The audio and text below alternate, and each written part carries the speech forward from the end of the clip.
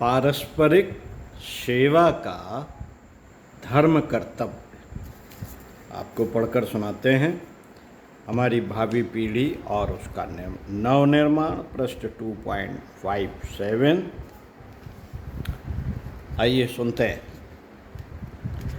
मान लीजिए सभी बच्चे स्कूल से वापस लौट रहे हैं।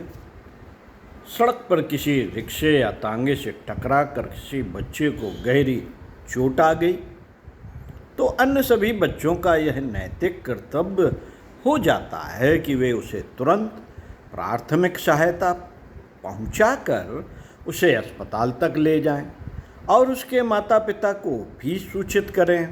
उस समय यदि घायल बच्चे को ले जाने आदि में कुछ पैसे खर्च करने पड़ें तो सब बच्चों को स्वेच्छा से सहयोग करना चाहिए। यदि कभी ऐसी घटना घटे और आपका बच्चा अपने सहपाठी की प्राथमिक सहायता हेतु व्यस्त रहने, उसे अस्पताल ले जाने आदि कार्यों में फंस जाने के कारण देर से घर लौटे तो सही उत्तर जान लेने के बाद माता पिता को बच्चे के देर से वापस लौटने के अपराध में बिगड़ना या नाराज नहीं होना चाहिए। ऐसा तो स्वार्थी प्रकृति वाले ही करते हैं। उस समय अभिभावकों को बच्चों के कार्य की प्रशंसा भी करनी चाहिए।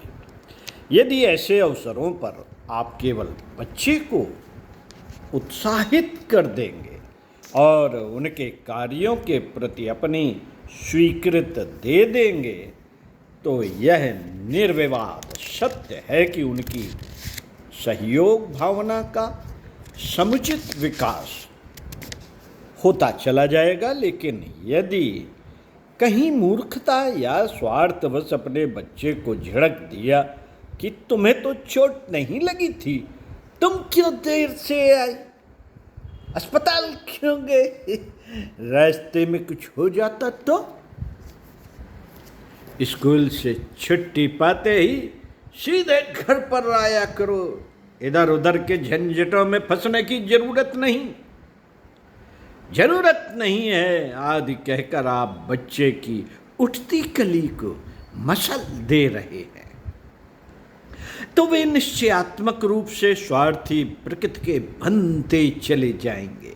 उनकी जीवन दिशा बदल जाएगी। ऐसे ही बच्चे बड़े होकर स्वार्थी और मतलब परस्त होते हैं। उनको दूसरों के दुख दर्द से कोई लगाव नहीं होता। उनका हृदय गरीबों की अवस्था से द्रवित होना जानता ही नहीं। ऐसे उदाहरण हजारों की संख्या में देखे जा सकते हैं। कई आदमी साथ साथ बाजार घूम रहे हैं, स्वयं दुकान पर जाकर मीठा मोल लेकर खा लिया, अपने साथियों को पूछने की कोई आवश्यकता नहीं समझी। दरवाजे पर बैठे खाने पीने का बहुत सा सामान रखे खा रहे हैं, चाहे थाली में बच जाए उसे कुत्ते खा लें, मगर एक अपंग बेचारा द्वार पर आवाज लगा रहा है, उसे हाथ उठाकर एक रोटी देना उचित नहीं समझेंगे। ऐसे ही स्वार्थी लोग मुनाफाखोर, जखीराबाज आदि गुणों से विभूषित होते हैं। यह समाज के कान वाले बहरे, कान तो है लेकिन बहरे, कान वाले बहरे, आंखों वाले अंधे और जवान वाले गूंगे होते हैं। मित्रों, चारों ओर मतलब परिस्थिति को देखकर आश्चर्य होता है। एक सज्जन ऐसे ही नेपाल स्टेट के एक जमींदार साहब की कहानी सुना रहे थे। वे बताते थे कि आम की फसल में मैंने जाकर देखा तो उनके कोठार में कोई 10,000 आम पड़ा सड़ रहा था। यह सज्जन उस जमींदार की प्रशंसा में ये बातें कर रहे थे कि वह बहुत बड़ा जमींदार था। 10,000 आदमों के पड़े सड़ते रहने की बात सुनकर मैंने कहा कि जमींदार साहब, इन आमों को अपने गांव वालों में क्यों नहीं बंटवा देते, क्योंकि सड़ने से अच्छा तो यह है कि वे लोग जिन बेचारों के यहाँ आम की फसल नहीं है, खाने को पा जाते। इसका बड़ा बढ़िया उत्तर उन्होंने दिया जो मुझे आज तक याद है। आज तक याद है, उन्होंने बताया कि जमींदार साहब उन आमों को इसलिए नहीं बंटवाते क्योंकि इससे उनके गांव वालों में तब आम खाने की आदत पड़ जाएगी, जब उन्हें नहीं मिलेगा तो गांव बाग से चोरी से तोड़कर खाएंगे।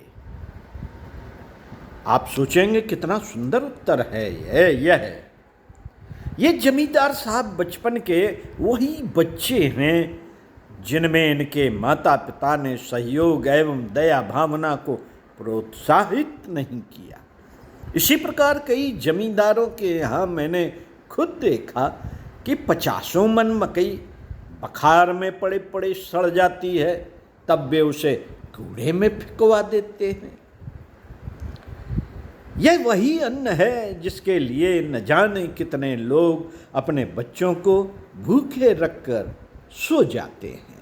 मनुष्य जब स्वार्थी हो जाता है तो पशु तुल्य हो जाता है, उसे किसी प्रकार के नीच कर्म करने में कोई हिचक नहीं होती।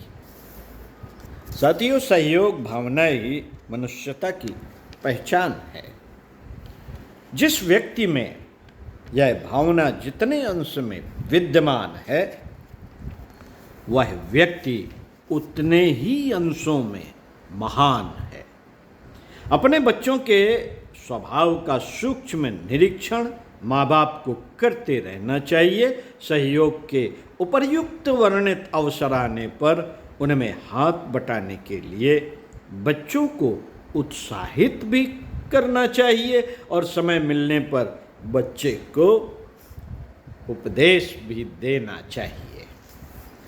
साथियों, इसी क्रम को आगे बढ़ाते हुए अगले वीडियो में इसी विषय पर मिलते हैं। कृतज्ञता ज्ञापन एवं सहानुभूति और ईश प्रार्थना, ये हमें अपने बच्चों को सिखाना चाहिए। तो सुनते हैं अगले वीडियो में। ओम शांति।